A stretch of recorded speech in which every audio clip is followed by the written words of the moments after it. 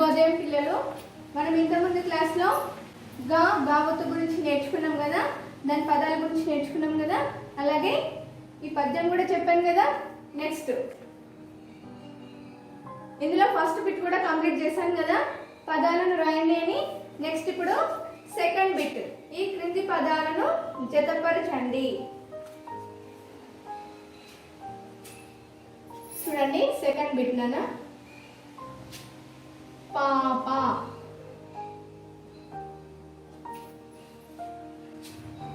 Wig, గుడిస్తే వి, కొమ్మిస్తే గు, బూకి గావత్తు, తకు దీర్ఘమిస్తే తా, తాత, అపోత్వమిస్తే మో, గాకి గావత్తు, మొగ్గ, పక్కం దీర్ఘమిస్తే పూ, పూల, కొమ్మిస్తే బు, గాకి గావత్తు, బుగ్గ. మరి అక్కడ పాట ఉంది కదా, పాప బుగ్గ పువ్వు మొగ్గ అని పాట ఉంది కదా. మరి అందులో దీనికి మ్యాచింగ్ ఏంటి? మరి పాపకి ఏముంటుంది? బిగ్గునా, మొగ్గనా, బుగ్గనా? పాపకి ఏమని ఉంటుందని చెప్పాను? బుగ్గలు ఉంటాయని చెప్పాను కదా. పాప బుగ్గ. నెక్స్ట్ తాత విగ్గు. తాతకి ఏముంటుంది? మరి విగ్గు ఉంటుంది. పూల మొగ్గ. మొగ్గ అంటే ఏంటి? పువ్వు పూయక ముందు ఉంటుంది చూసారా, ఇట్లా చిన్నగా, దాన్ని ఏమంటారు? మొగ్గ అంటారు. ఇక్కడ ఉంది చూడండి మొగ్గ. ఓకేనా? పాప బుగ్గ, తాత విగ్గు, పూల మొగ్గ. నెక్స్ట్ థర్డ్ బిట్ చూడండి.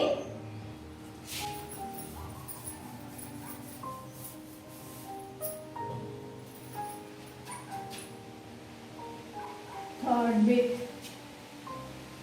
ఖకు దీర్ఘమిస్తే ఖ, లగుడిస్తే లి,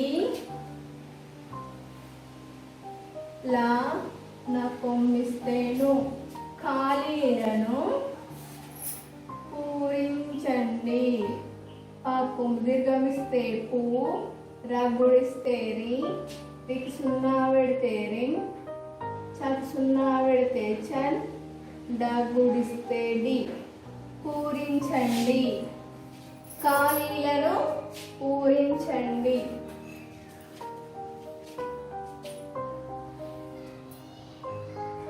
కొమ్మిస్తే దు, డాష్, కొమ్మిస్తే గు, డగుడిస్తే డి, దు డాష్ గుడి. కోత్వమిస్తే బో, డాష్, గా, గుడిస్తే ని. నెక్స్ట్ వన్, సకు దీర్ఘమిస్తే సా, లే, మా, డాష్, కొమ్మిస్తే మో.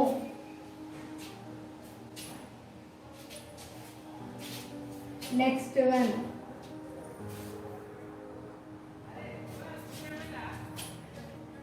రకు దీర్ఘమిస్తే రా, కొమ్మిస్తే జు, గకు దీర్ఘమిస్తే గా, రగుడిస్తే రి, రాజుగారి, ఖ, డాష్, కొమ్మిస్తే ము.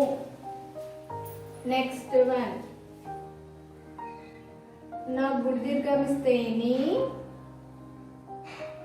గుడిస్తే టి, నీటి, కొమ్మిస్తే బు, డాష్.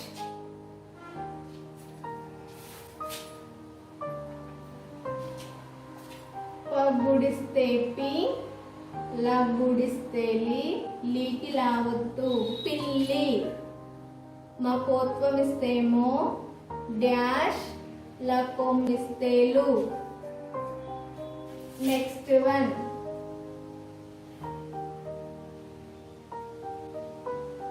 వు డాష్ పాకు దీర్ఘం ఇస్తే పా లా కొమ్మిస్తే లు పాలు. నెక్స్ట్ వన్ వాకు దీర్ఘం ఇస్తే వా క గుడిస్తే టి ట గుడిస్తే టి వా. సారీ అండి ఇక్కడ ట వాకిట మా కొమ్మిస్తేమో డాష్. మరి పదాలన్నీ కరెక్ట్గా ఉన్నాయా? లేవు కదా. ఇక్కడ ఇక్కడ ఏమొస్తుందన్న ద కొమ్మిస్తేదు డాష్ గ కొమ్మిస్తే గు డ కూడిస్తే డి. ఇక్కడ ఏమొస్తుంది మరి? గుడి అంటే ఇది ఒక దేవత పేరు అన్నట్టే కదా. మరి ఫస్ట్ ద కొమ్మిస్తే దు ఉంది కదా, మరి నెక్స్ట్ అక్షరం ఏమొస్తుంది? రా రాకి గావత్తు. ఏంటి మరి ఇప్పుడు ఈ దేవత పేరు ఏంటి? దుర్గా. ఏం పేరు? దుర్గా. దుర్గా గుడి. ద కొమ్మిస్తే దు రా రాకి గావత్తు గ కొమ్మిస్తే గు డ గుడిస్తే డి దుర్గా గుడి. ఓకేనా? నెక్స్ట్ బ కోత్వం ఇస్తే బో డాష్ గా న గుడిస్తే ని. ఇదేంటి మరి? ఇక్కడ నెక్స్ట్ అక్షరం ఏమొస్తుంది? గ కొమ్మిస్తే గు. ఏంటి ఇప్పుడు ఇది? బొగ్గు. బొగ్గు గని. ఓకేనా? నెక్స్ట్ సక్ దీర్ఘం ఇస్తే సా లకేత్వం ఇస్తే లే సాలే మా. ఇక్కడ నెక్స్ట్ అక్షరం ఏమొస్తుంది? గా. మా కొమ్మిస్తే ము మగ్గము. సాలే మగ్గము. ఇప్పుడు మనము రీసెంట్ గా మన మమ్మీ వాళ్ళు బ్లౌజ్లకి మగ్గం వర్క్ వేయించుకుంటున్నారు కదా, చూసారా మీరు? గోల్డ్ కలర్ థ్రెడ్ తో మిర్రర్స్ వేసి మగ్గం వర్క్ వేయించుకుంటున్నారు, చూసారా మీరు? అది మగ్గం అంటే అది అన్నట్టు. ఓకేనా? నెక్స్ట్ రకు దీర్ఘం ఇస్తే రా జ కొమ్మిస్తే జు గకు దీర్ఘం ఇస్తే గా ర గుడిస్తే రి రాజుగారి ఖ డాష్ మా కొమ్మిస్తేము. మరి రాజుగారి చేతిలో ఏముంటుంది? ఏముంటుంది రాజుగారి చేతిలో? దేవతలకైతే త్రిశూలం ఉంటుంది కదా, మరి శివుడికైతే పాము ఉంటుంది మెడలో. మరి రాజులకు ఏముంటుంది చేతిలో? ఖడ్గం ఉంటుంది. చేతిలో ఏముంటుంది? ఖడ్గం. ఖడ్గం అంటే ఇంత పెద్ద కత్తి ఉంటుంది కదా, దాన్ని ఏమంటారు? ఖడ్గం అని అంటారు. ఓకేనా? డా డాకి గావత్తు ఖడ్గము. ఓకేనా? నా గుడి దీర్ఘం ఇస్తే నీ నా గుడిస్తే టి నీటి బా కొమ్మిస్తే బు. మరి నీటితోటి మనము చేతులకి కొంచెం సబ్బు రుద్దుకొని ఇలా ఇలా రుద్దేసుకొని ఇలా చేస్తే మనకి ఏమొస్తాయి? నీటి బుగ్గలు అనేవి వస్తాయి కదా. మనం మామూలుగా బిందెల వాటర్ ఫుల్గా పట్టినప్పుడు కూడా, అంటే నిండా పట్టినప్పుడు కూడా అందులో కొన్ని చిన్న చిన్న నీటి బుగ్గలు వస్తాయి కదా. నీటి బుగ్గలు అంటే అవి అన్నట్టు. ఓకేనా? బుగ్గ గా గాకి గావత్తు నీటి బుగ్గ. నెక్స్ట్ గుడిస్తే పి లా గుడిస్తే లీకి లావత్తు పిల్లి. మా కోత్వం ఇస్తేమో డాష్ లా కొమ్మిస్తేలు. మరి పిల్లి ఏమేస్తుంది? పిల్లి మొగ్గలు. పిల్లి మొగ్గలు అంటే తెలుసా మీకు?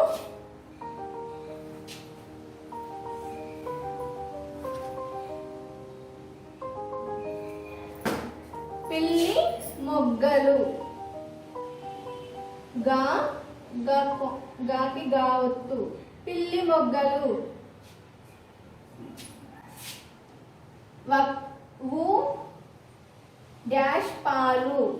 ఏం పాలు మరి? చిన్నపిల్లలకి ఏం పాలు పడతారు? ఉగ్గు పాలు. గా కొమ్మిస్తే గు గుకి గావత్తు ఉగ్గు పాలు. వాకిట మా కొమ్మిస్తే ము డాష్. మరి వాకిట్లో మనం ఏమేస్తాం? మార్నింగ్ ఏమేస్తాం నాన్న? పొద్దున లేవగానే వాకిలి ఉడ్చి సాంపు జల్లిన తర్వాత ఏమేస్తారు? ముగ్గేస్తారు కదా మీ మమ్మీ వాళ్ళు. ఇక్కడ ఏమొస్తుంది మరి? నెక్స్ట్ ఫస్ట్ అక్షరం ఏముంది? ఇక్కడ మూ ఉంది. మరి నెక్స్ట్ అక్షరం ఏమొస్తుంది? గు. గ కొమ్మిస్తే గు గుకి గావత్తు. వాకు దీర్ఘం ఇస్తే వా క గుడిస్తే కి ట వాకిట మ కొమ్మిస్తే ము గ కొమ్మిస్తే గు గుకి గావత్తు ముగ్గు వాకిట ముగ్గు ఓకేనా. నెక్స్ట్ బిట్ అవసరమైన చోట ఒత్తులు చేర్చి పదాలను రాయండి. ఫోర్త్ వన్ మా కోత్వం ఇస్తేమో గా ఫోర్త్ బిట్ చూడాలనా.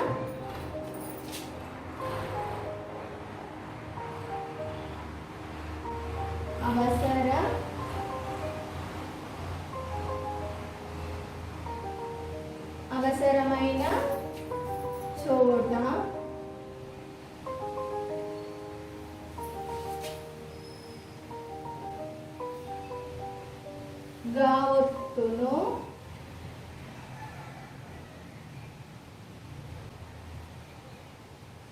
గావత్తును చేర్చి రాయండి. చేర్చి పదాలను రాయండి.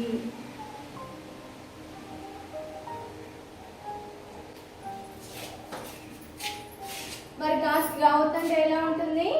ఇలా ఉంటుంది కదా గావత్తు. చూడండి,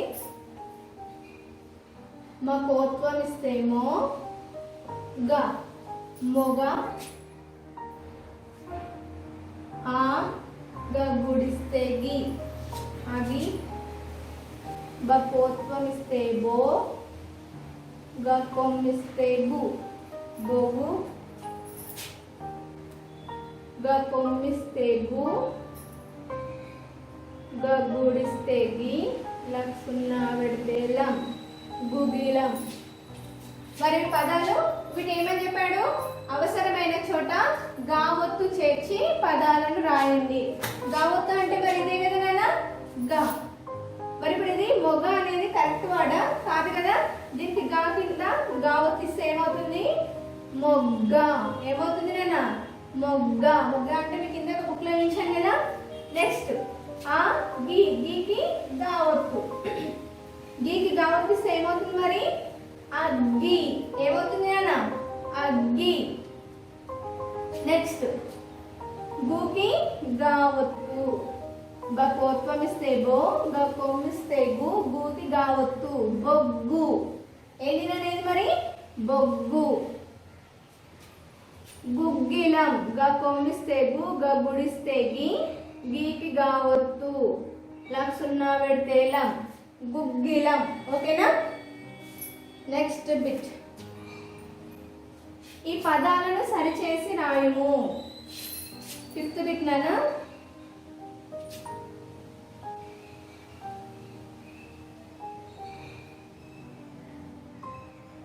ఈ పదాలను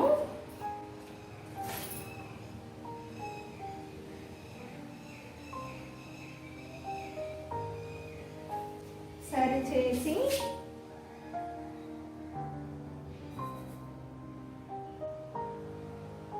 వ్రాయుము.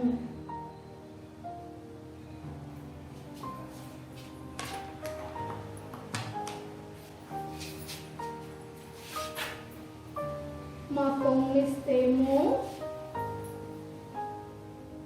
ఖ డాకి గావత్తు. నెక్స్ట్ వన్ మా కొమ్మిస్తేమో గా ది దీర్ఘం ఇస్తే ది డాష్.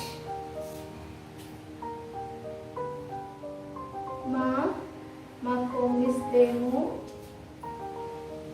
గాకి గావత్తు మమ్ముగ. నెక్స్ట్ వన్ గా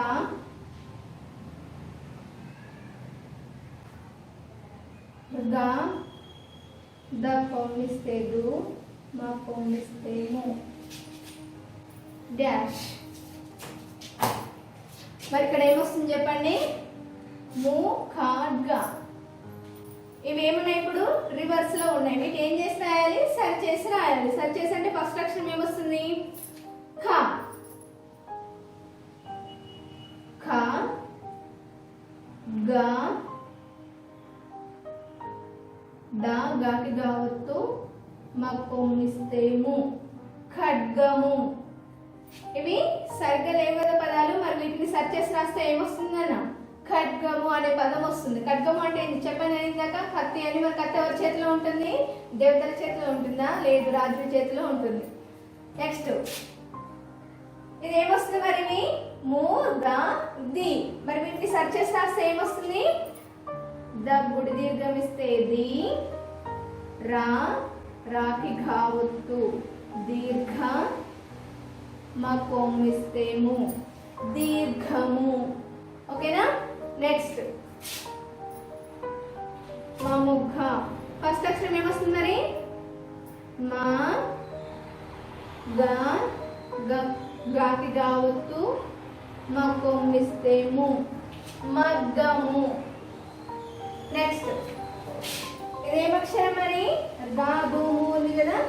ఇవి సరి చేసి రాస్తే ఏమొస్తుంది మరి, ద కొమ్మిస్తే దు, గా మా కొమ్మిస్తే ము దుర్గము. ఓకేనా. నెక్స్ట్ బిట్,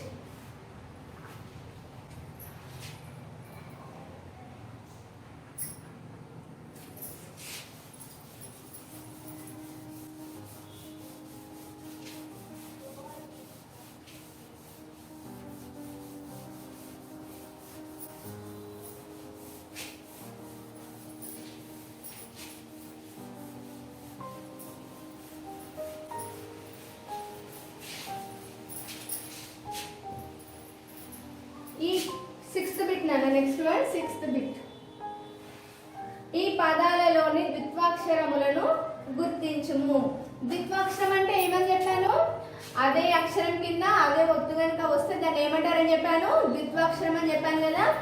అదే అక్షరం అంటే ఫర్ ఎగ్జాంపుల్ కా ఉందనుకో, కాకి ఏ ఒత్తు రావాలి, కా ఒత్తే రావాలి. కా కింద ఏ ఒత్తు రావాలి, కా ఒత్తే రావాలి. ఇలా వస్తే ఏమని చెప్పాను, ద్విత్వాక్షరం అని చెప్పాను కదా.